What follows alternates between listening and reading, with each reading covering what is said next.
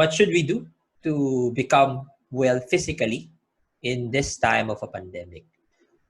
I think ever since the start of the community quarantine back in March, our health officials have been relentless in reminding everyone to to do their part in terms of controlling the virus spread and making sure that as much as possible we maintain ourselves to be physically well so as not to overwhelm our local health system.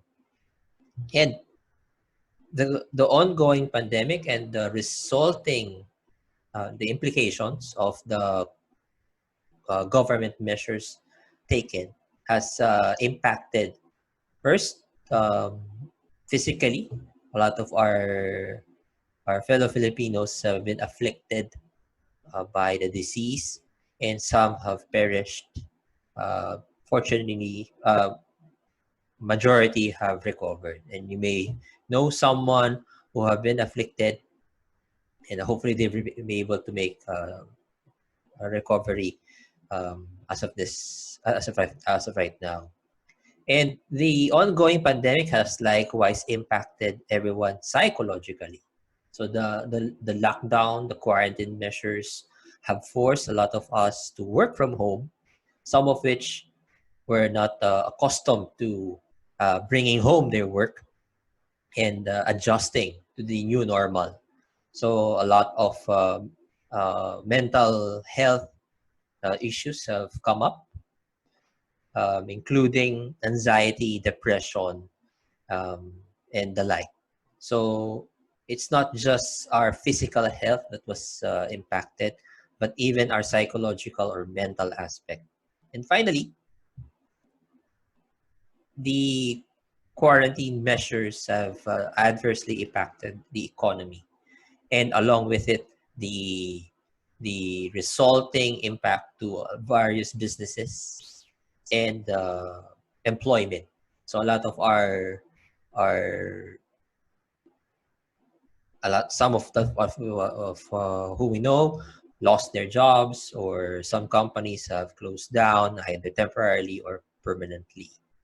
So the ongoing pandemic has really caused a massive disruption in terms of how we live and how we go about with our lives.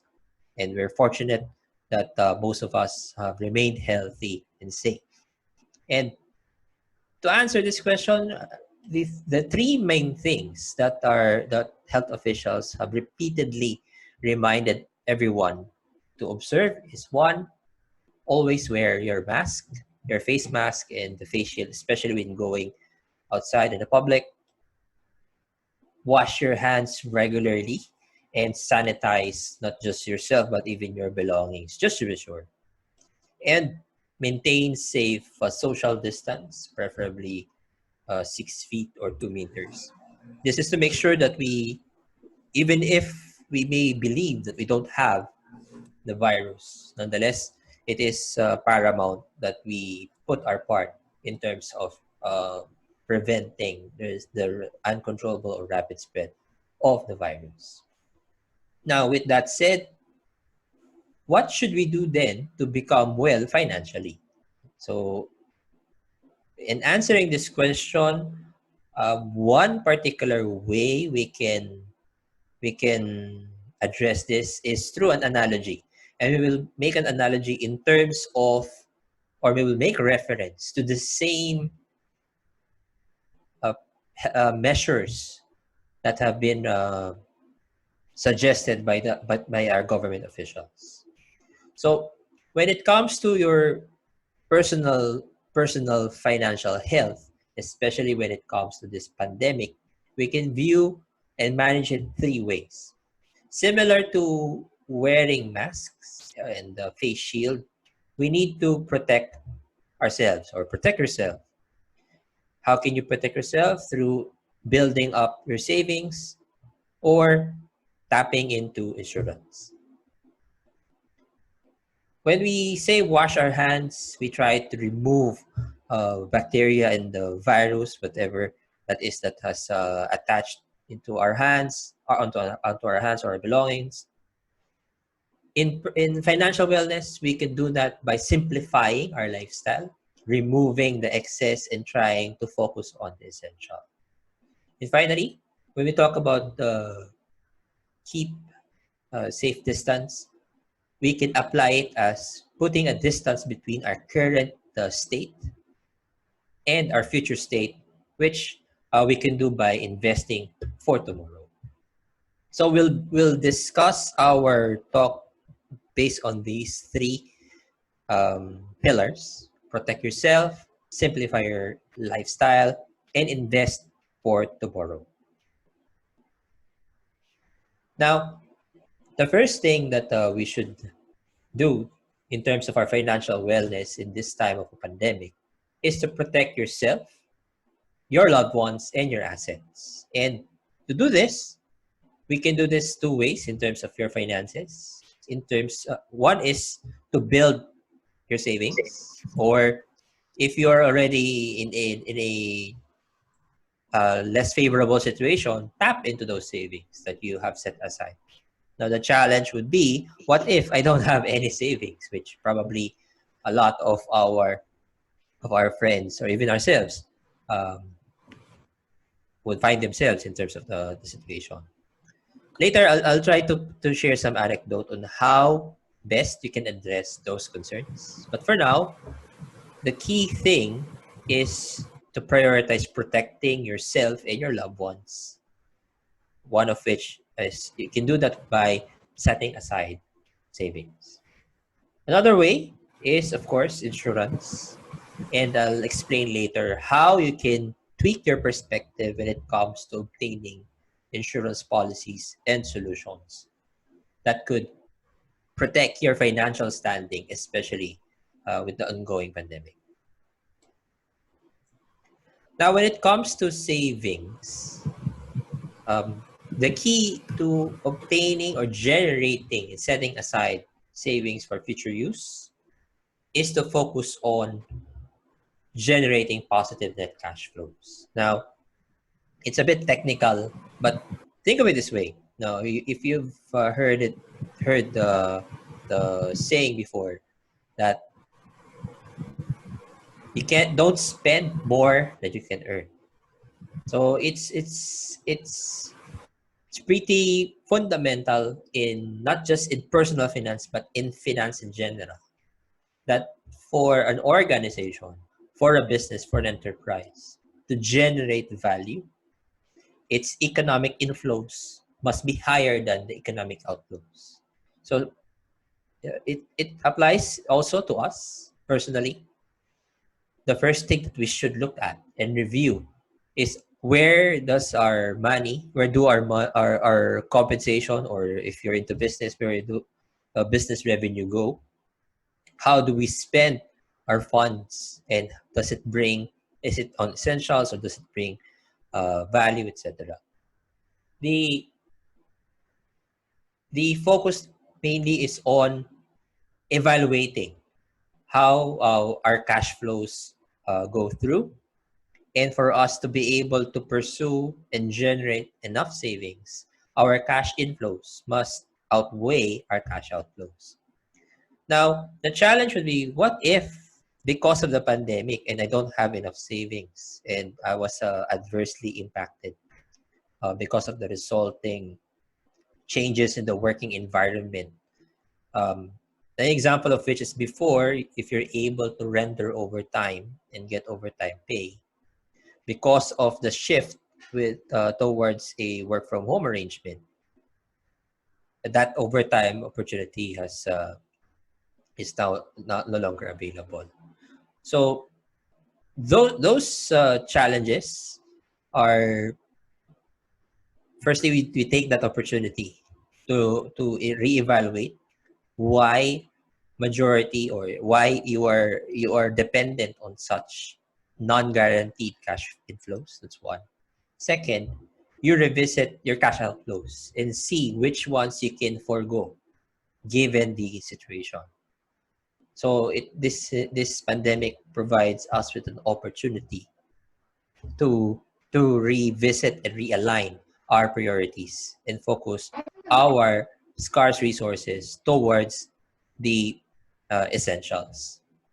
I have friends who work with a very big company, and their response to the pandemic, given that they are mainly a consumer retail and real estate company, they're highly dependent on foot traffic in the malls. And as you can see, not much volume of people are going to the malls compared to pre-pandemic levels.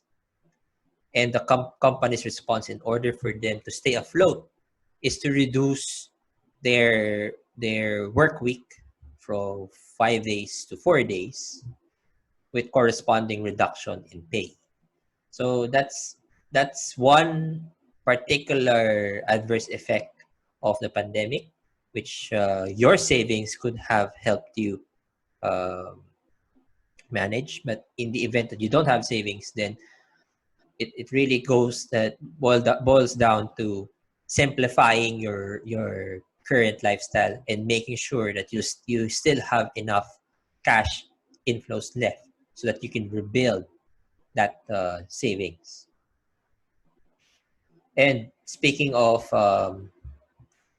priorities, when you review your cash flows, you focus on the essentials. And when we talk about essentials, we talk about food, shelter, and even education. But beyond that, you revisit and you make a second evaluation on whether or not should I still spend on this. Right now, most of us are working from home, so that particular question is not as relevant because you don't have any place to spend. But if you're active in Shopee or Lazada, that's another leakage that you have to manage. So when it comes to generating savings, we focus on the essentials, making sure that we set aside first funds that would cover those essentials in the event of disruption in cash flows. And just a practical or usually rule of thumb, when we set aside funds to as emergency when we set aside savings as emergency funds, usually we focus on 3 to 6 months buffer of your essentials.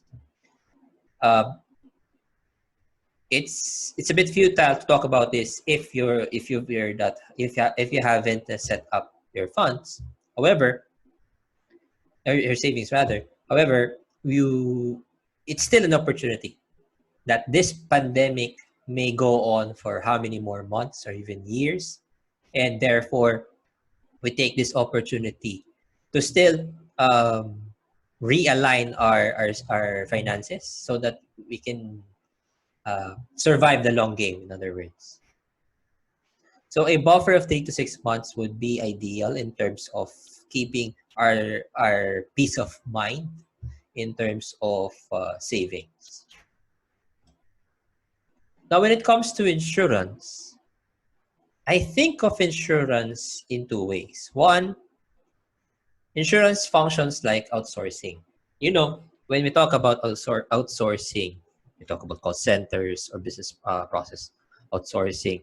However, the best analogy that I can think of would be when we have a household help, or when we have our own driver, or even Grab, or before when we had Uber.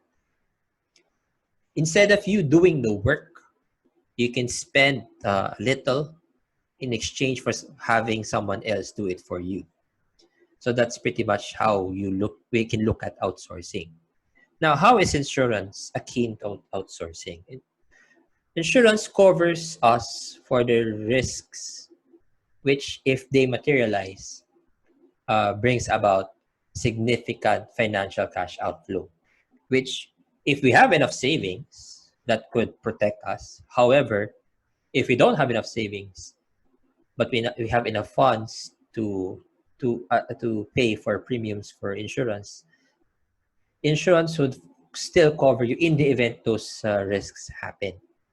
And these risks that we take on daily, they weigh in our minds, in our thoughts. We always worry about them. But having insurance, you can outsource that worrying to your insurance provider. So you can free up your mental space because you don't have to worry about what if this happens.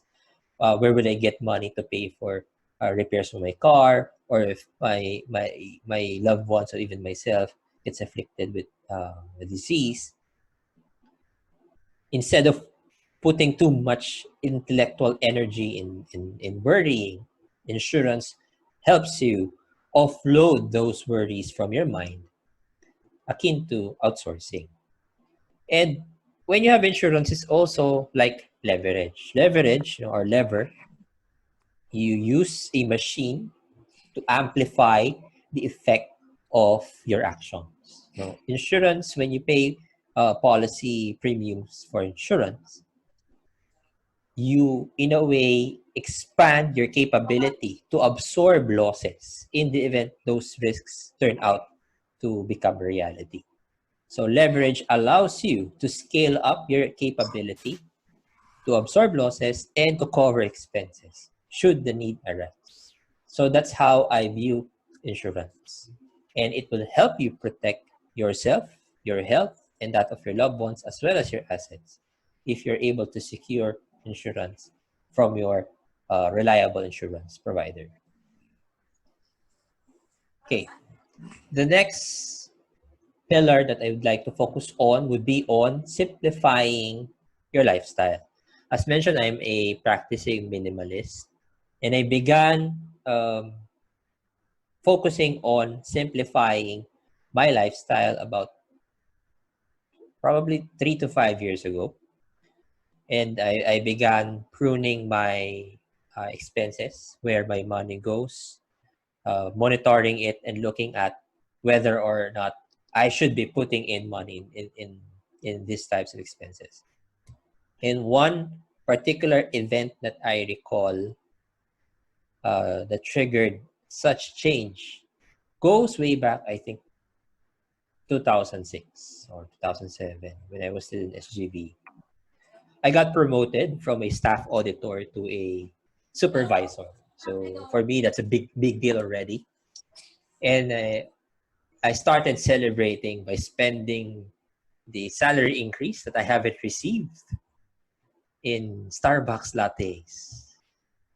So almost every night I was buying Starbucks coffee. And I spent it through credit card. I was it's the first time that I got credit card from HSBC.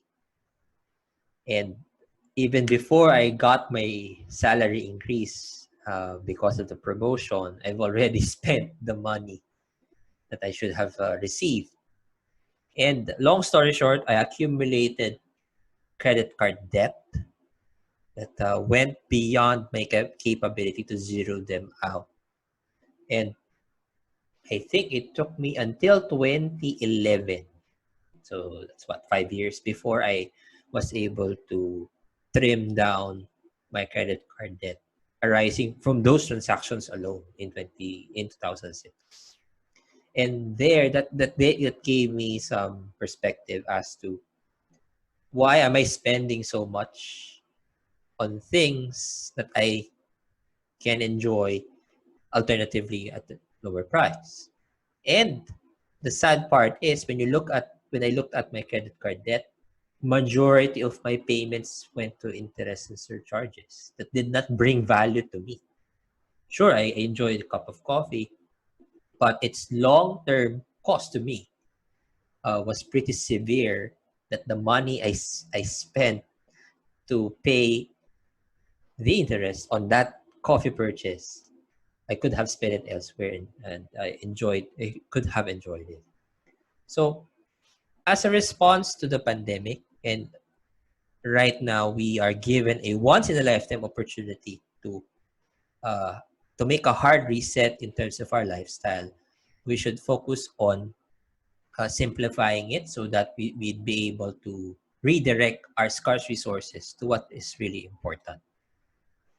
So when we say simplify our lifestyle, again, no, it is in tandem when you look at your savings and your um, evaluating on the essentials. We, in a way, also try to reduce the non-essentials. I'm not saying that you stop drinking Starbucks or coffee altogether. That's pretty extreme. However, you revisit whether or not you really gain a lot of value in spending that amount. If it really addresses something that would in turn either benefit you long term or would uplift you to generate more value overall. I know coffee is quite important, especially for me. So, but um, I try to manage that by relying instead on three-in-ones and instant coffee. And part of simplifying your lifestyle is to relook at the way you use debt.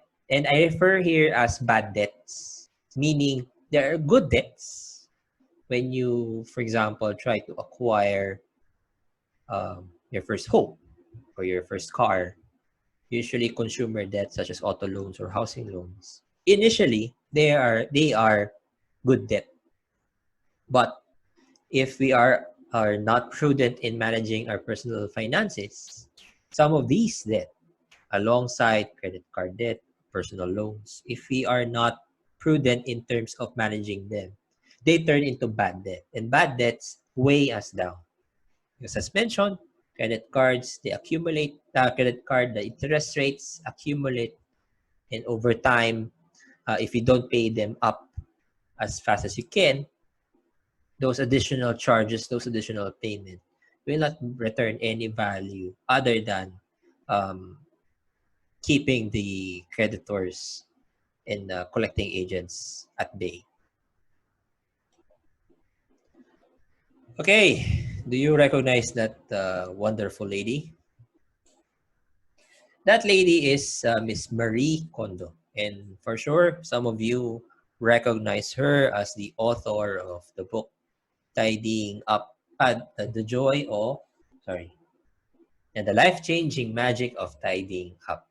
And one of the famous quotes that she has there is in terms of how do you approach decluttering? You declutter by discarding everything that does not spark joy. And it's a pretty harsh approach, but it provides some level of perspective. At some point, when you look at your things, for example, you once enjoyed wearing a particular shirt or sweater, but because of wear and tear or because you've outgrown the shirt, you are no longer able to wear them. So rather than have them stay in your closet, it's time to let them go and have someone else use it through donation. And when you look at whether or not a particular item sparks joy in terms of how Marie Kondo described it in her book, whether it still brings out value in you. And when it comes to personal finance and simplifying your lifestyle, we can apply the same, but instead of focusing on what sparks joy in our finances, we can focus on what adds value. So when we say add value, when I spend money in terms of Netflix, does it really bring a lot of value, or am I just able to watch them 1 hour a day? So those types of questions, I leave it up to you to address. But in terms of the overall benefit to you relative to its cash flow drain, overall, it must bring uh, value and joy in terms of how you spend your money. And when we focus on simplifying our lifestyle, we focus on those expenditures that are necessary and that add value to our overall well-being. There's a quote by Antoinette de Saint-Exupéry. Perfection is achieved not when there is nothing more to add, but when there is nothing left to take away. So it's the same with our finances. We revisit and try to squeeze in as much value as we can, especially during this time of the pandemic. Now, for some of us who may be riddled with debt, so I know for one that I was saddled with enormous amount of debt at one point in my life.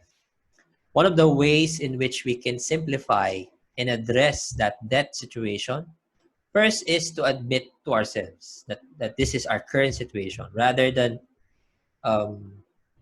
denying the fact that we have these financial burdens or problems. The first thing is self-awareness, and we admit to ourselves that we need to address the situation as a. Second is to make an accounting, to list all our outstanding financial obligations down. So pati yung hiniram mo sa kaibigan mo, that's included. So we list them down so that we have an objective visual reminder of the task that we need to address. And finally, we build momentum by start paying them down. So there are books that says, oh, you start with the highest interest. The others one, you start with the lowest balance. Me personally, it would depend on which ones you think is the most urgent that you should be closing down. So the highest interest bearing consumer debt would be credit cards. So for me, that's the first thing that I paid down. So what's important is you start. You start trimming down bad debts down to a manageable level, so that then you can refocus your cash flows towards building that savings and eventually for investment. Speaking of investment, when we talk about investing for tomorrow, we're actually talking about investing in yourself and investing in financial assets. So when we talk about investing in yourself, we invest not just money and effort, but even time to learn. This pandemic has given me extra time because I no longer travel. That extra time I reinvested in reading a lot of ebooks. So with different topics that I find interesting. It has given me a lot of insight. At the end of the session, I'll be sharing some of the books that I would recommend that you also spend time reading. Also, there are proliferation of webinars available. Some are free, and I recommend that you try to attend as much or at least once a week, because it will not cost you too much except for your time, but you get some insights along the way. And right now it's a bit challenging to invest in experience because you could not go out. But when we talk about experience, it's about learning or experiencing something new you haven't tried. So some naging plantito tsaka plantita who have devoted their time having their own home garden. My wife has a garden in the balcony. So that's a nice time diversion. Some would participate in associations, although virtually at the moment. And some would be pursuing some hobbies that they weren't able to put attention to prior to the pandemic, like baking or cooking. So really, investing in yourself is more on trying to generate and expand your intellectual and experiential capital, which in the future you would be able to bank on, especially when it's time to when there's a particular challenge at work that would wherein your acquired skill during these times of the pandemic will become useful. Now, when it comes to investing in financial assets, this is really just a rundown of the available investments for us on the retail side. The most common would be fixed income securities such as bonds, time deposits, and long-term certificates of deposits. These are just instruments with a fixed determinable payment and due date. Usually they have interest.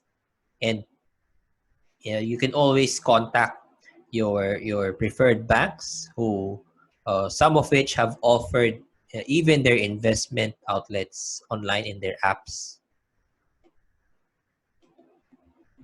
And there are also organizations offering online trading in stocks.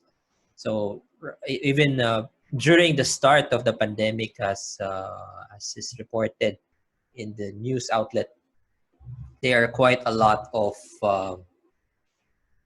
the markets have reacted adversely and has brought the prices down. And what's peculiar is that these prices, they went down, but it's not directly because the company isn't performing well. In fact, some of them have remained resilient, but it's really more of the reaction of the market.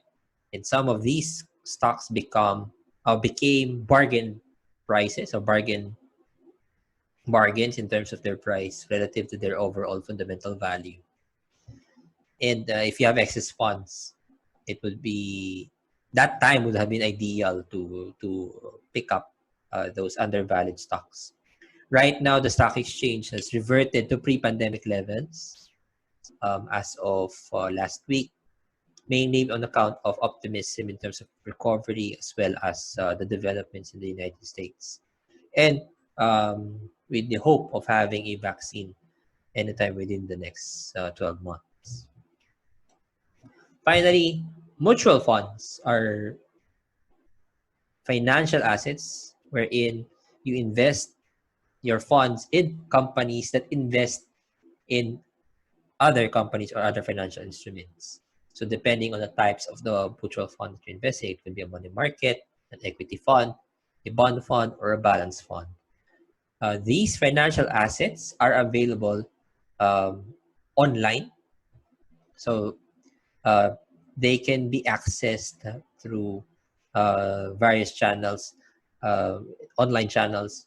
And these investments, especially if you're able to acquire them early and you invest often taking advantage of cost averaging, it would set you up in terms of preparing yourself towards the future.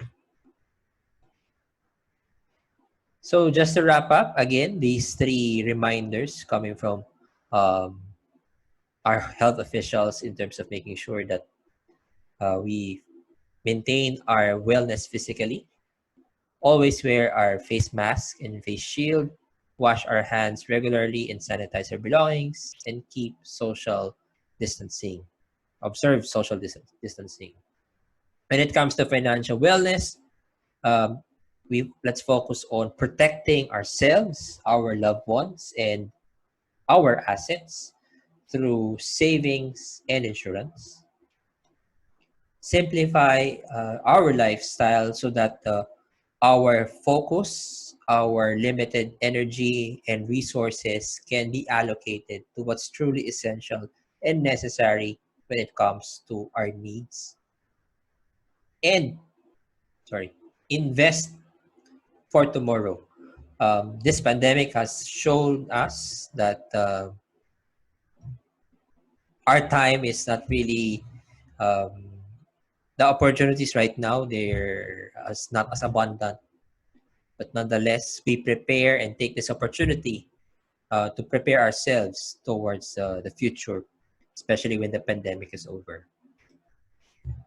As mentioned, these are the books that I would recommend that you read so that you can get further insights, not just about financial wellness. They have topics about that as well, but mainly on simplifying your lifestyle and focusing on minimalism and essentialism. Hey, with that, thank you very much. Hope you got some value out of what I said.